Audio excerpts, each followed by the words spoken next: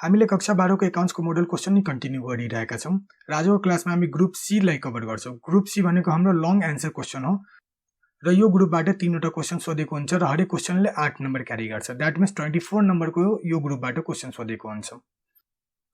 अब group C मा कस्तो क्वेशन हुन्छ त्यो कुरा बुझौं। ग्रुप सी चाहिँ हाम्रो क्वेशन नम्बर 20 बाट स्टार्ट हुन्छ र 22 सम्म हुन्छ। दैट मिन्स 3 वटा क्वेशन हुन्छ हाम्रो ग्रुप सी मा र हरेक क्वेशनले 8 नम्बर क्यारी गर्छ। अब क्वेशन नम्बर 20 ले के भन्दैछ त्यो कुरा बुझौं। A trial balance of Uppy Limited as on 31st Asar 2077 is given below. हामीले कुनै Uppy Limited कम्पनीको ट्रायल ब्यालेन्स दिएछ। कुन डेटमा दिएछ 31st Asar 2077। के इन्फर्मेसन दिएछ त्यो कुरा बुझौं। Opening stock 15000, purchase 2,85,000, audit fee 12,000, printing and stationery 18,000, salary expenses 60,000, goodwill 10,000, promotion expenses 9,000, interest expenses 12,000, repair and maintenance 8,000, plant and equipment 2 lakh rupees, bank balance 42,000। यो चाहिँ हाम्रो डेबिट साइडमा छ। क्रेडिट साइडमा के छ? Sales revenue 4,65,000, share capital 1,50,000, account payable 22,000, interest and dividend 8,000, service revenue 35,000। Debit side भनेको हाम्रो के हो? खर्चा या एसेट्स हो। क्रेडिट साइड भनेको के हो? हाम्रो लागि इन्कम या लायबिलिटी हो। यसको कन्टिन्यू क्वेशन हाम्रो नेक्स्ट पेजमा पनि छ। डेबिट साइड में अझै आइटम छ। अकाउंट रिसिभल 65,000, इन्भेस्टमेन्ट 1 लाख रुपैयाँ, rent expenses 20,000, other selling expenses 4,000। Debit को टोटल हाम्रो कति छ? 8,60,000, क्रेडिट को टोटल छ हाम्रो 8,60,000। एडिशनल इन्फर्मेसन पनि हामीले दिएछौं। के दिएछ त्यो कुरा हेरौं। Closing stock 20,000, depreciation on plant and machinery 10%, income tax 20%, rent outstanding 1,000। यो सबैको इन्फर्मेसनको बेसिस हाम्रो रिक्वायरमेन्ट के छ? प्रॉफिट और loss account based on NFRS. NFRS को बेस में हामीले प्रॉफिट एंड लॉस अकाउंट बनाउनु पर्ने छ। दोस्रो छ हाम्रो statement of financial position based on NFRS. NFRS को बेसिस में हामीले फाइनान्शियल पोजिसन पनि बनाउनु पर्ने छ। फाइनान्शियल पोजिसन भनेकै हाम्रो के हो? ब्यालेन्स शीट हो। सो हामीले प्रॉफिट एंड लॉस अकाउंट बनाउनु पर्ने छ र ब्यालेन्स शीट बनाउनु पर्ने छ अन्डर एनएफआरएस। सबभन्दा पहिला प्रॉफिट एंड लॉस अकाउंट कसरी बनाउने त्यो कुरा बुझौं। एनएफआरएस ले प्रॉफिट एंड लॉस अकाउंट को केही फर्मेट डिफाइन गरेछ र त्यही फर्मेटमा हामीले के बनाउनु पर्ने हुन्छ? प्रॉफिट एंड लॉस अकाउंट बनाउनु पर्ने हुन्छ। र जो प्रॉफिट एंड लॉस अकाउंट हामी अन्डर एनएफआरएस बनाउन गइरहेका छौं त्यो चाहिँ हामी नेचरको बेसिसमा बनाउन गइरहेका छौं। हामीले फंक्शनको बेसिसमा बनाइरहेका छैनौं। सो नेचरको फर्मेट डिफरेन्ट हुन्छ, फंक्शनको फर्मेट डिफरेन्ट हुन्छ र बेस्ट प्र्याक्टिस चाहिँ नेचर मानिन्छ। र रियल लाइफमा पनि नेचरकै बेसिसमा हामीले एनएफआरएस को अन्तर्गत फाइनान्शियल स्टेटमेन्ट बनाउँछौं। अब नेचर को फर्मेट के हो? सबभन्दा टपमा लेख्नु पर्ने हुन्छ हामीले रेभेन्यू फ्रम अपरेसन, त्यो पछि अदर इन्कम, त्यो पछि त्यसको टोटल गरेपछि हाम्रो इन्कम आयो, त्यो पछि हामीले के गर्नुपर्ने हुन्छ? एक्सपेन्सेसको डिटेल लेख्नु पर्ने हुन्छ। एक्सपेन्सेसमा के आइटम कभर हुन्छ? चेन्जेस इन इन्भेन्ट्री, र material consumed, staff cost, depreciation and amortisation expenses, distribution expenses, administrative expenses, other operating expenses. त्यो पछि हाम्रो के निस्किन्छ? इन्कमबाट एक्सपेन्सेस माइनस गर्ने बित्तिकै प्रॉफिट फ्रम अपरेसन निस्किन्छ। प्रॉफिट फ्रम अपरेसनबाट हामीले फाइनान्स कस्ट माइनस गर्नुपर्ने हुन्छ। त्योबाट हाम्रो प्रॉफिट बिफोर ट्याक्स निस्किन्छ। प्रॉफिट बिफोर ट्याक्सबाट हामीले इन्कम ट्याक्स एक्सपेन्सेसलाई लेस गर्छौं भने नेट इन्कम आफ्टर ट्याक्स निस्किन्छ। हामीले सबै हेडको लागि सेपरेट वर्किङ नोट बनाउनु पर्ने हुन्छ र त्यो वर्किङ नोटबाट नै यो नम्बरहरूलाई लिंक गर्छौं। अब एउटा वर्किङ नोट कसरी बनाउने त्यो कुरा बुझौं। सबभन्दा पहिलो छ हाम्रो रेभेन्यू फ्रम अपरेसन। अब रेभेन्यू फ्रम अपरेसनमा के आइटम लिने हो त्यो कुरालाई बुझौं। रेभेन्यू फ्रम अपरेसन भनेको मेरो लागि के हो? इन्कम हो। र कुन नेचरको इन्कम हो? डाइरेक्ट नेचरको इन्कम हो। सो डाइरेक्ट नेचरको जो इन्कम छ त्यसलाई हामीले के गर्छौं? रेभेन्यू फ्रम अपरेसनमा क्लब गर्छौं। अब हेरौ डाइरेक्ट नेचरको इन्कम के छ हाम्रो? ट्रायल ब्यालेन्समा। इन्कम हेर्नको लागि हामीले के गर्नुपर्ने हुन्छ? क्रेडिट साइड हेर्नुपर्ने हुन्छ। डेबिट साइड भनेको मेरो खर्च या एसेट्स हो। सबभन्दा सुरुमै दिएछ हामीलाई सेल्स रेभेन्यू। सेल्स रेभेन्यू भनेको हाम्रो लागि के हो? डाइरेक्ट नेचरको इन्कम हो। सो हामीले के गर्छौं? रेभेन्यू फ्रम अपरेसनमा सेल्स रेभेन्यूलाई मात्र इन्क्लुड गर्छौं। बाँकी सबै के हो? हाम्रो आइदर लायबिलिटी हो या इनडाइरेक्ट नेचरको इन्कम हो। त्यही भएर हामीले सेल्स रेभेन्यू 4,65,000 लाई रेभेन्यू फ्रम अपरेसनमा इन्क्लुड गर्छौं। वर्किङ नोटमा हामीले त्यही गरेको। नोट नम्बर 1 मा रेभेन्यू फ्रम अपरेसनमा गएर सेल्स रेभेन्यू 4,65,000 लाई इन्क्लुड गरेको। र यो आइटमलाई के गर्छौं हामी? रेभेन्यू फ्रम अपरेसनको हेडमा नोट्स नम्बर 1 को रेफरेन्स दिएर 4,65,000 डिस्क्लोज गर्ने हो। र त्यही हामी यहाँ गरिरहेछौं। अब दोस्रो वर्किङ नोटमा हो। दोस्रो वर्किङ नोट के छ हाम्रो? अदर इन्कमको छ। र अदर इन्कममा के आइटम कभर हुन्छ त्यो कुरा बुझौं। अदर इन्कम भनेको हाम्रो लागि के हो? अदर इन्कम भनेको हाम्रो इनडाइरेक्ट नेचरको इन्कम हो। सो हामीले के गर्नुपर्ने हुन्छ? इनडाइरेक्ट नेचरको इन्कमलाई आइडेन्टिफाई गर्नुपर्ने हुन्छ ट्रायल ब्यालेन्स मध्ये। अगेन इन्कम साइड हेर्नको लागि हामीले के गर्नुपर्ने हुन्छ, क्रेडिट साइडमा जानुपर्ने हुन्छ। सेल्स रेभेन्यू हामीले कभर गरिसके, शेयर क्यापिटल हाम्रो लाइबिलिटी हो, अकाउन्ट पेबल हाम्रो लाइबिलिटी हो, लोन हाम्रो लाइबिलिटी हो, इन्ट्रेस्ट एन्ड डिभिडेन्ड क्रेडिट साइडमा हुने बित्तिकै हाम्रो लागि के हो, इन्डाइरेक्ट नेचरको इन्कम हो। सो यो हाम्रो अदर इन्कममा जान्छ।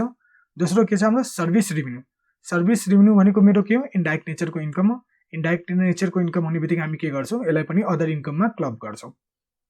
र त्यही हामी वर्किङ नोटमा अब गएर डिस्क्लोज गर्ने हो। सो वर्किङ नोट नम्बर 2 मा हामी अदर इन्कमको हेडमा गएर सर्भिस रेभेन्यू भनेर 35,000 र इन्ट्रेस्ट एन्ड डिभिडेन्ड भनेर 8,000 डिस्क्लोज गरिरहेछौँ र दुवैको टोटल कति भइरहेछ, 43,000 छ। यो 43,000 हाम्रो अदर इन्कमको टोटल हो र यो हाम्रो कुन नोट हो, नोट नम्बर 2। सो हामी के गर्छौँ, प्रफिट एन्ड लस एकाउन्टको अदर इन्कमको हेडमा गएर नोटको डिफरेन्स दिएर त्यो अमाउन्टलाई डिस्क्लोज गर्छौँ। त्यही हामी यहाँ गरेको अदर इन्कमको हेडमा गएर नोट 2 को डिफरेन्स दिएर हामी 43,000 डिस्क्लोज गरिरहेछौँ। अब 4,65,000 43,000 लाई एड गर्यो भने 5,08,000 निस्किन्छ र यो 5,08,000 हाम्रो लागि के हो, हाम्रो लागि इन्कम हो, टोटल इन्कम हो। अब योबाट हामीले के गर्नुपर्ने हुन्छ, एक्सपेन्सेसलाई लेस गर्नुपर्ने हुन्छ। अब एक्सपेन्सेसको पनि हाम्रो डिफ्रेन्ट हेड हो, त्यसको पनि हामीले के गर्नुपर्ने हुन्छ, वर्किङ नोट बनाउनु पर्ने हुन्छ। सो हामी वर्किङ नोट नम्बर 3 मा हो, changes in inventory. Changes in इन्भेन्ट्रीमा हाम्रो के हुन्छ, स्टकको डिटेल हुन्छ। ओपनिङ स्टकबाट हामी के गर्छौँ, क्लोजिङ स्टकलाई लेस गर्छौँ भने हाम्रो चेन्जेस इन इन्भेन्ट्री निस्किन्छ। अब यहाँ हेर क्वेसनमा हामीलाई ओपनिङ स्टक र क्लोजिङ स्टक दिएछ। ट्रायल ब्यालेन्सको पहिलो आइटम नै हाम्रो के छ, ओपनिङ स्टक छ 15,000। सो हामी के गर्छौँ, सबभन्दा पहिला ओपनिङ स्टकको 15,000 लाई वर्किङ नोट नम्बर 3 मा गएर डिस्क्लोज गरिदिन्छौँ। त्यही हामी यहाँ गरेको ओपनिङ स्टक 15,000, त्यहाँबाट हामीले के गर्नुपर्ने हुन्छ, क्लोजिङ स्टकलाई लेस गर्नुपर्ने हुन्छ। तब हामीलाई चेन्जेस इन इन्भेन्ट्री थाहा हुन्छ, मोमेन्ट इन इन्भेन्ट्री थाहा हुन्छ। अब क्वेसनमा हामीलाई क्लोजिङ स्टक दिएछ, ट्रायल ब्यालेन्समा हेर्दाखेरि हामीलाई कहीँ क्लोजिङ स्टक दिए छैन।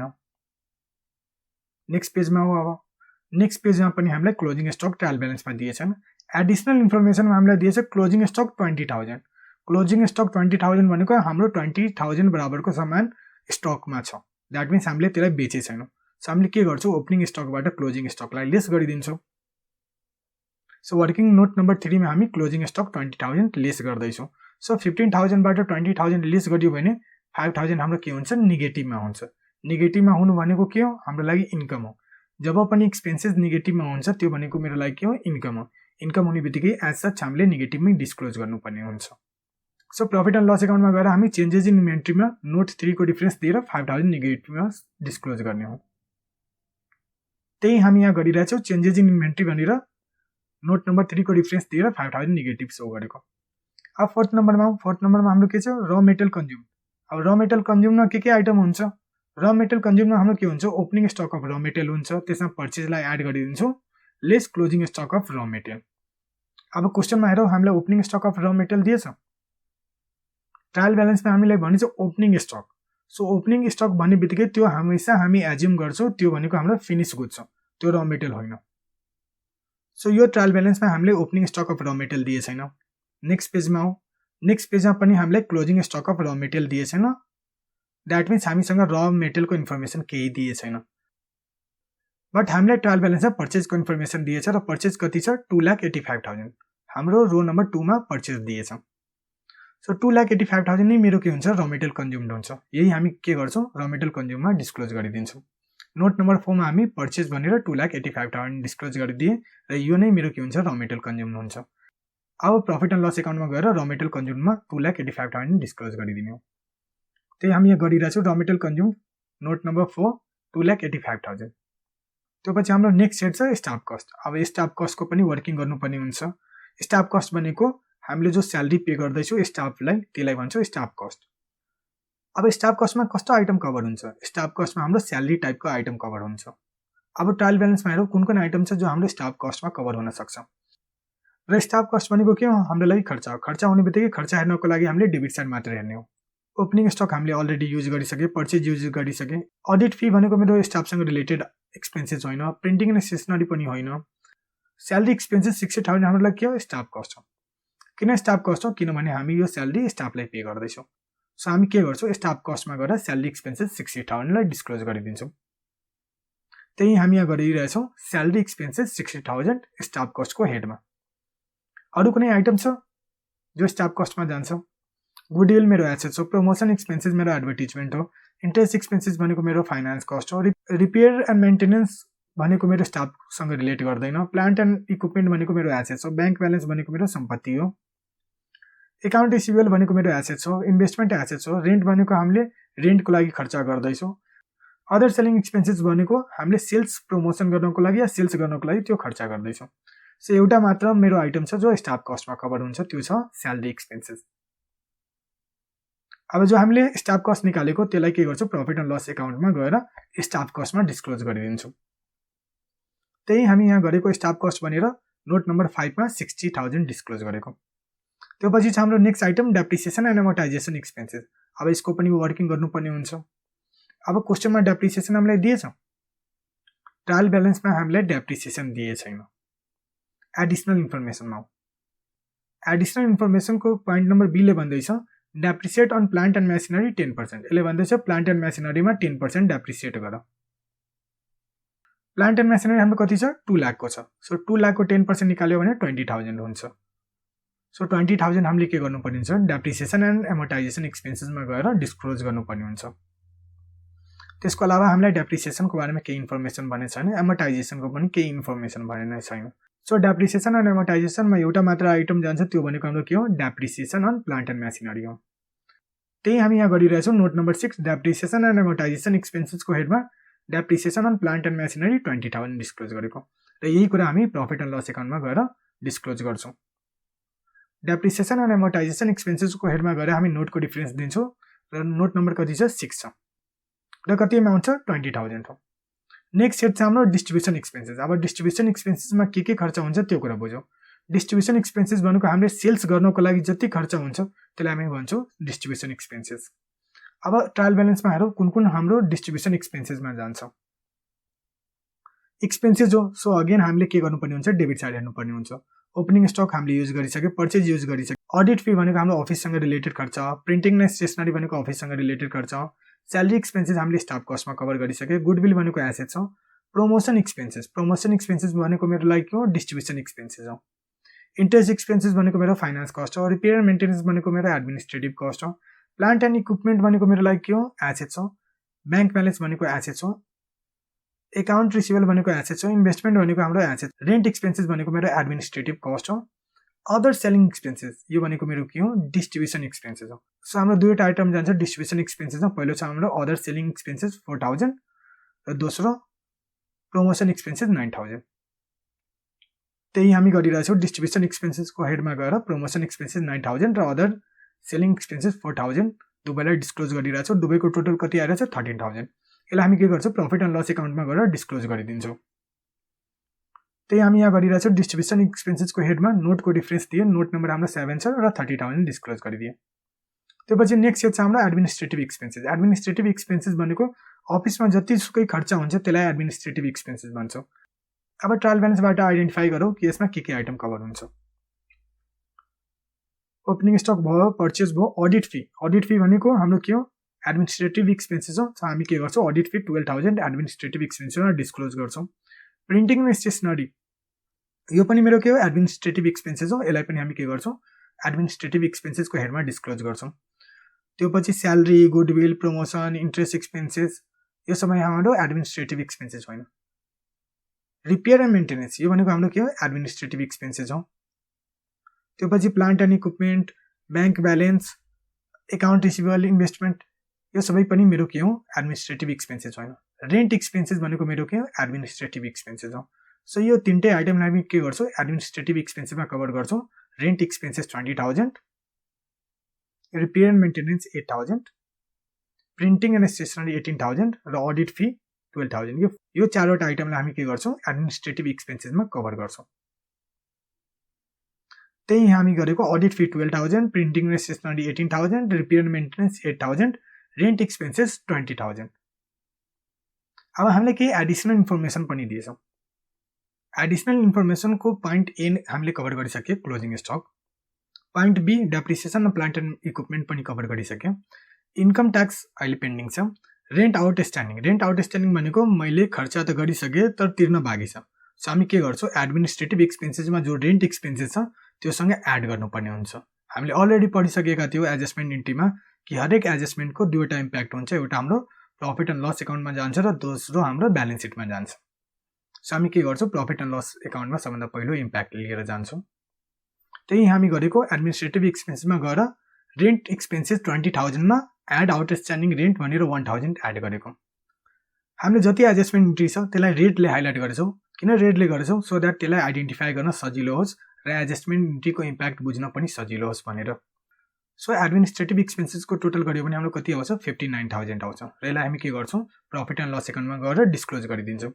त्यही हामी यहाँ गरेको एडमिनिस्ट्रेटिभ एक्सपेन्सेस डिस्क्लोज गरेँ र त्यसको डिफरेन्स दिए नोटको, नोट नम्बर कति छ हाम्रो 8 र 59,000 डिस्क्लोज गरिदियौँ। अब 5,08,000 भनेको मेरो टोटल इन्कम हो। त्यो इन्कम मध्ये हामीले के गर्छौँ, यो सबै खर्चलाई के गर्छौँ, लेस गरिदिन्छौँ। पोइन्ट नम्बर 3 देखि लिएर पोइन्ट नम्बर 8 सम्म लेस गरिदिन्छौँ। त्यो पछि हाम्रो के आउँछ, प्रफिट फ्रम अपरेसन आउँछ। र यो कति आइरहेछ, 76,000 भनेको हाम्रो प्रफिट फ्रम अपरेसन छ। त्यसमा हामी के गर्छौँ, फाइनान्स कस्टलाई लेस गर्छौँ र फाइनान्स कस्ट भनेको के हो, हाम्रो लागि इन्ट्रेस्ट एक्सपेन्सेस हो। अब क्वेसनमा हेरौँ, इन्ट्रेस्ट एक्सपेन्सेस हामीलाई दिएछ। यस, हामीलाई ट्रायल ब्यालेन्समा भनेछ इन्ट्रेस्ट एक्सपेन्सेस 12,000। सो जो इन्ट्रेस्ट एक्सपेन्सेस हुन्छ त्यो नै मेरो लागि के हुन्छ, फाइनान्स कस्ट हुन्छ। सो हामी के गर्छौँ, फाइनान्स कस्टमा एज सच डिस्क्लोज गरिदिए 12,000। अब 76,000 भनेको मेरो के हो, प्रफिट फ्रम अपरेसन। त्योबाट हामी के गर्छौँ, फाइनान्स कस्टलाई लेस गर्छौँ, 12,000लाई लेस गर्छौँ। सो 76,000बाट 12,000लाई लेस गर्यो भने 64,000 हाम्रो के हो, प्रफिट बिफोर ट्याक्स। त्यसमा हामी के गर्छौँ, इन्कम ट्याक्स एक्सपेन्सेसलाई लेस गर्छौँ। इन्कम ट्याक्स एक्सपेन्सेस हामीलाई दिएछ। हामीले एडिसनल इन्फर्मेसनको पोइन्ट नम्बर सीले भन्दैछ इन्कम ट्याक्स 20% लगाऊ। इन्कम ट्याक्स हमेसा हाम्रो प्रफिट बिफोर ट्याक्समा लाग्छ। हाम्रो प्रफिट बिफोर ट्याक्स कति छ, 64,000 हो। सो 64,000 को 20% निकाल्यो भने हाम्रो 12,800 निस्किन्छ। यो भनेको हाम्रो लागि के हो, इन्कम ट्याक्स एक्सपेन्सेस हो। इन्कम ट्याक्स एक्सपेन्सेस भनेको हामीले सरकारलाई ट्याक्स पे गर्नुपर्ने हुन्छ जब हामी पैसा प्रफिट कमाउँछौँ। अब प्रफिट बिफोर ट्याक्सबाट हामी इन्कम ट्याक्स एक्सपेन्सेसलाई लेस गर्यो भने हाम्रो नेट इन्कम आफ्टर ट्याक्स निस्किन्छ। 64,000बाट हामी 12,800लाई लेस गर्यो भने 51,200 निस्किन्छ। यो भनेको के हो, हाम्रो नेट इन्कम आफ्टर ट्याक्स हो या नेट प्रफिट आफ्टर ट्याक्स हो। सो यो तरिकाले हामीले बनाउनु पर्ने हुन्छ profit and loss account under NFRS on the basis of nature of expenses. अब हामी ब्यालेन्स सिटमा आउँ। एनएफआरएसमा ब्यालेन्स सिटमा के हुन्छ, सबभन्दा पहिला हामीले डिस्क्लोज गर्नुपर्ने हुन्छ एसेट्स, देन डिस्क्लोज गर्नुपर्ने हुन्छ liability and share holder equity. एसेट्सको पनि दुईवटा क्याटेगोरी हुन्छ, नन करेन्ट एसेट्स र करेन्ट एसेट्स। सबभन्दा पहिला हामीले के गर्नुपर्ने हुन्छ, नन करेन्ट एसेट्सलाई आइडेन्टिफाई गर्नुपर्ने हुन्छ। नन करेन्ट एसेट्स भनेको त्यो एसेट्स जसको लाइफ मोर देन 1 इयर हो। अब ट्रायल ब्यालेन्समा हेरौँ कि नन करेन्ट एसेट्स के हुन सक्छ। एसेट्स हेर्नको लागि हामीले के गर्नुपर्ने हुन्छ, डेबिट साइडमा जानुपर्ने हुन्छ।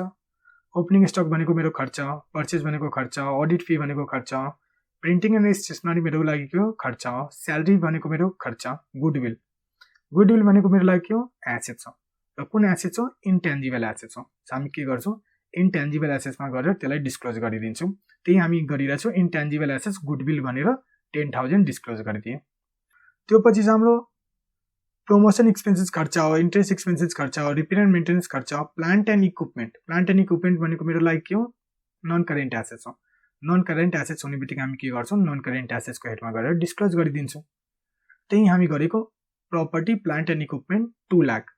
2 लाखबाट हामीले के गर्दैछौँ, डेप्रिसिएसनको जो 20,000 हामीले प्रफिट एन्ड लस एकाउन्टमा चार्ज गरेको थियो त्यो एमाउन्ट हामीले के गर्नुपर्छ, पिपिईबाट पनि लेस गर्नुपर्ने हो। त्यही भएर हामीले प्रपर्टी प्लान्ट एन्ड इक्विपमेन्टको ब्यालेन्स देखाउनको लागि 2 लाखबाट 20,000 लेस गरेर 1,80,000 डिस्क्लोज गरेको।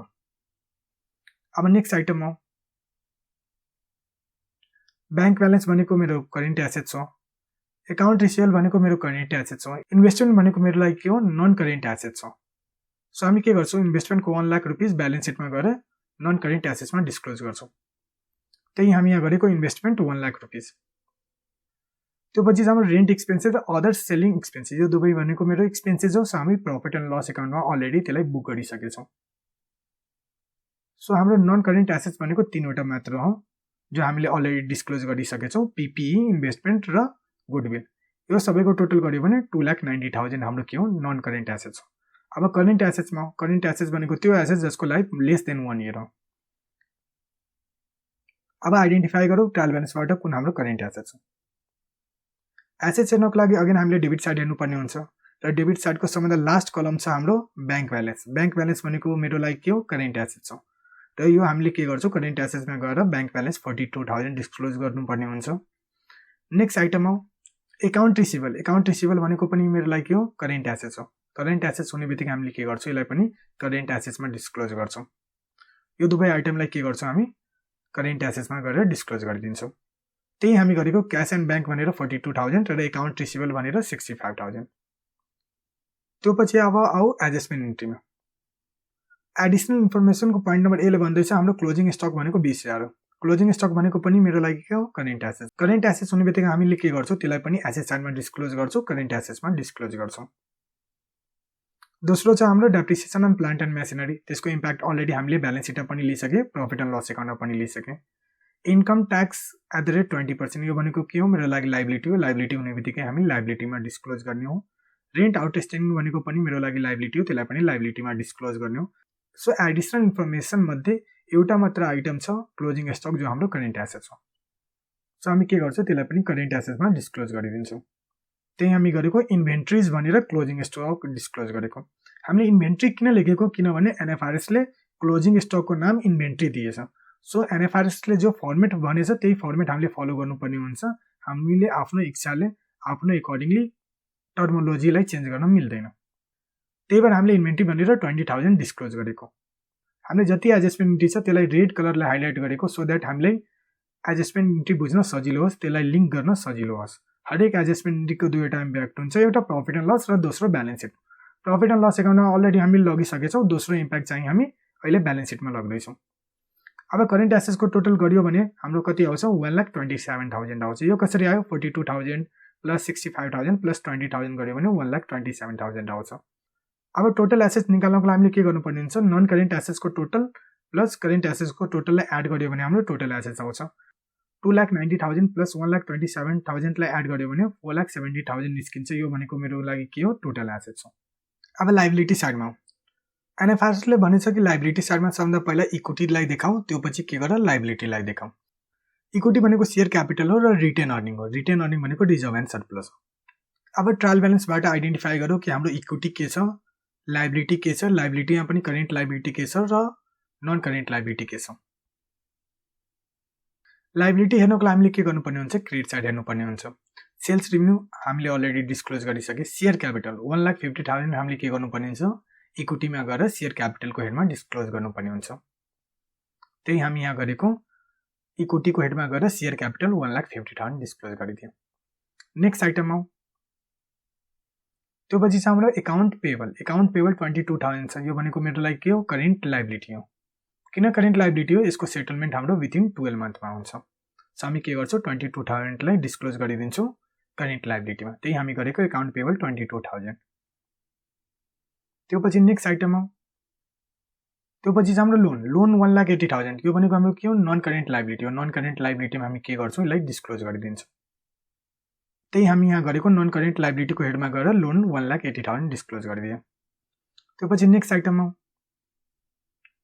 त्यो पछि इन्ट्रेस्ट एन्ड डिभिडेन्ड अलरेडी हामीले इन्कममा बुक गरिदिए, सर्भिस रेभेन्यू अलरेडी इन्कममा बुक गरिदियौँ। सो ट्रायल ब्यालेन्सको सबै आइटमलाई हामीले कभर गरिसक्यौँ। अब के गर्नुपर्ने हुन्छ एडजस्टमेन्ट इन्ट्रीको इम्प्याक्ट लिनुपर्ने हुन्छ।